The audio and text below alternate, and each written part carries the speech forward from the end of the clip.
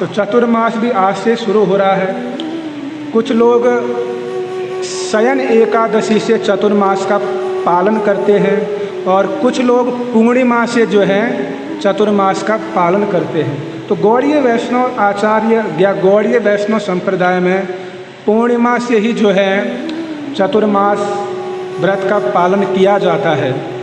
तो चतुर्मास भी बहुत ही महत्वपूर्ण है हमारे वैदिक सनातन धर्म में। स्वयं भगवान चैतन्य महाप्रभु ने इस चतुर्मास का बड़े कठोरता से पालन किया है।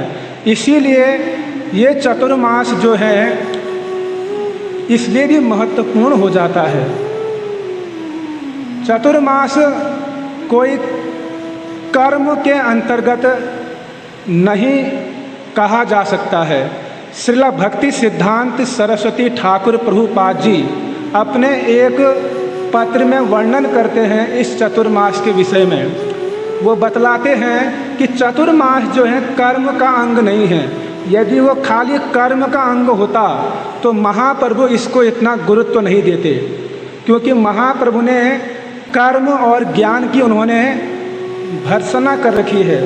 तो ये चतुर्मास जो है 64 भक्ति के अंगों में वर्णित है। रूप गोस्वामी ने यद्यपि कार्तिक व्रत का वर्णन किया है, तो भक्ति सिद्धांत सरस्वती ठाकुर बतलाते हैं तो वहाँ पर दामोदर व्रत लिखने का तात्पर्य चतुर्मास से ही समझना होगा, ऐसा श्रील भक्ति सिद्धांत जी वर्णन करते हैं। तो इसका अर्थ यह नहीं कि हमको कार्तिक को छोड़कर बाकी 3 महीनों का पालन नहीं करना है, ऐसा नहीं है। तो चतुर्मास में हमको बड़ी दृढ़ता से पालन करना चाहिए। तो क्या पालनीय है हमारे लिए?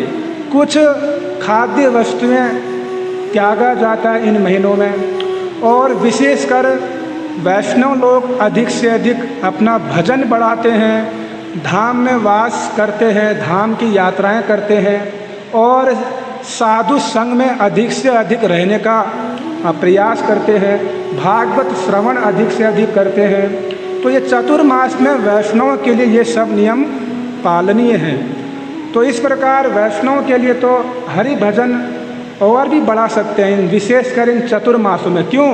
क्योंकि भगवान ने 4 मास स्पेशली भक्तों के लिए निकाल रखे हैं, क्योंकि 12 महीने होते हैं और 12 महीनों में 8 महीने भगवान के पास कभी शिव जी, कभी इंद्र, कभी ब्रह्मा, कभी कोई न कोई कुछ न कुछ समस्या लेके जाते रहते हैं भगवान के पास, और जगत के वासी भी कुछ न कुछ कामनाएं लेके आते रहते हैं भगवान के पास।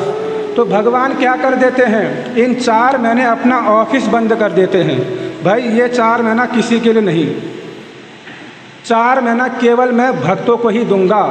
इसीलिए शयन एकादशी अर्थात भगवान सो जाते हैं।